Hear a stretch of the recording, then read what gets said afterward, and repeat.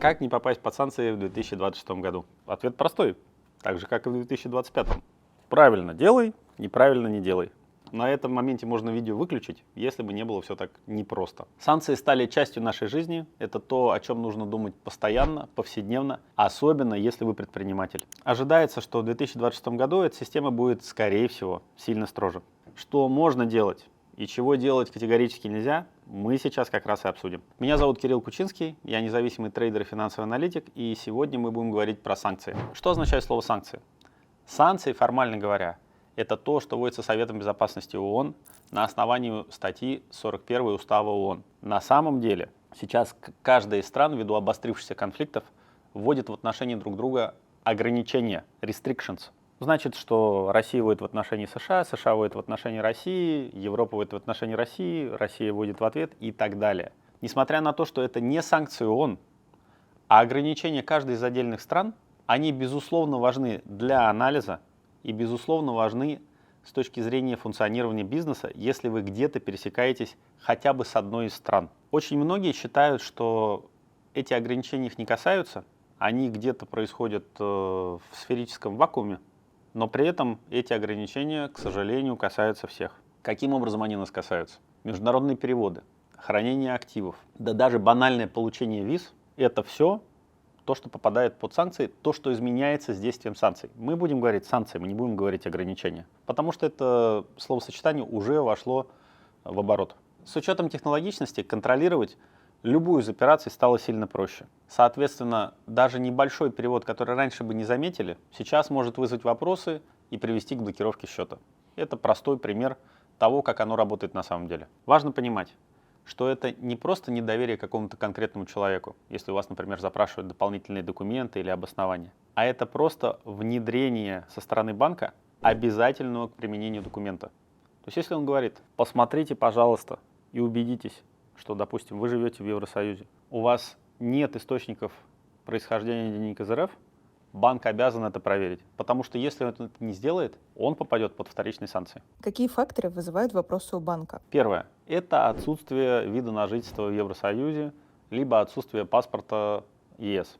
Это самый главный фактор. Второе. Проживание и то, откуда вы заходите в клиентский кабинет.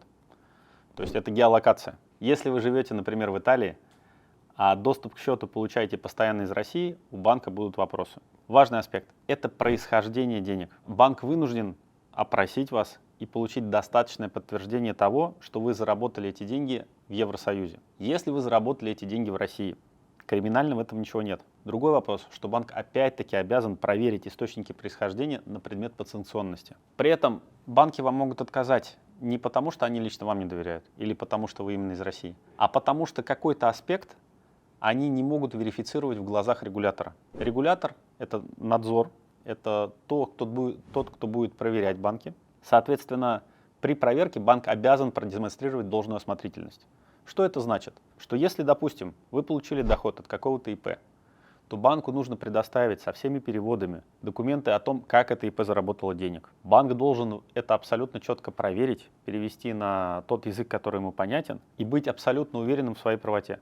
В противном случае банку в первую очередь будет грозить штраф. Естественно, ни один из клиентов не стоит всего бизнеса или штрафа, который выражается в громадных репутационных потерях для банка. Именно в этой связи банки вынуждены идти на такие беспрецедентные меры, теряя лояльность и доверие клиентов.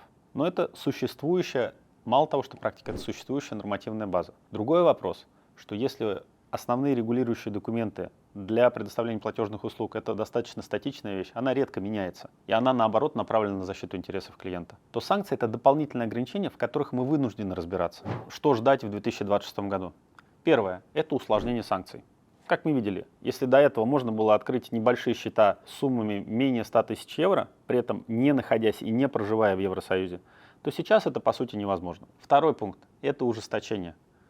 То есть, грубо говоря, мы не будем вдаваться в подробности, это уголовное наказание за нарушение, которое будет распространено по всем странам Евросоюза. Это будет обязательное требование к внедрению законодательства. Третье – это персонализация санкций. То есть, допустим, если какой-то посредник или финансовое учреждение способствует обходу санкций, в отношении него, скорее всего, будет проведено уголовное расследование, санкции для него персонально станут реальностью. Это значит, что посредники, либо те лица, которые способствуют обходу санкций, все чаще и чаще будут попадать под санкции и под уголовное расследование. Это, в общем, тенденция, которая на данном этапе уже наблюдается и уже есть конкретные прецеденты. Что делать людям в этой ситуации? Первое. Как всегда, можно обратиться к профессионалам. Но это долго, дорого и, возможно, и не имеет под собой необходимости. Второе. Все ограничения, они, как правило, опубликованы абсолютно открыто. Мы приведем в описании к этому видео ссылки на конкретные источники. Алгоритм простой.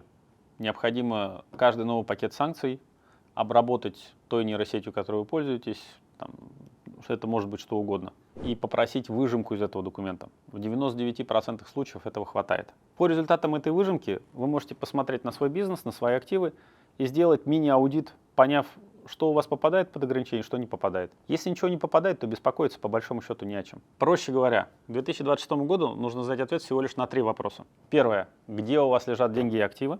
Второе. Что из этого может попасть под ограничение? Третье. Есть ли у вас документы, которые могут подтвердить, что у вас все легально, прозрачно и соответствует текущим ограничениям? Давайте теперь рассмотрим простые примеры. То есть, если вы обычный человек, просто живете в Европе, работаете в европейской компании, эта европейская компания обслуживается в банке, стоит ли вам лично бояться санкций? Да, скорее всего, нет, не стоит. Компания 99% соблюдает санкционный режим.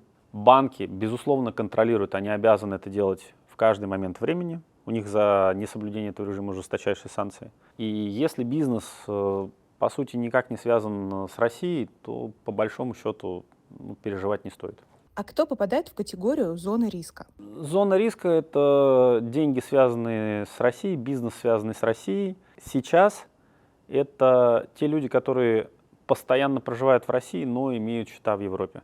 То есть, по сути, связь с Россией, она не запрещает автоматически проведение операций или не обеспечивает автоматическую блокировку счетов, но она, безусловно, повышает вашу рисковую категорию для банка. Что это значит? Что каждый банк, он должен оценивать риски по клиентам. Допустим, если ты трейдер, и ты торгуешь, ты живешь в Европе, и ты торгуешь в Европе, в Америке, в Азии, то, в принципе, никаких особенных ограничений нет. Где могут быть теоретические ограничения? Допустим, есть трейдер, который живет здесь, и он периодически отправляет деньги в Россию. Да, вот здесь могут возникнуть вопросы. Что можно сказать по итогу?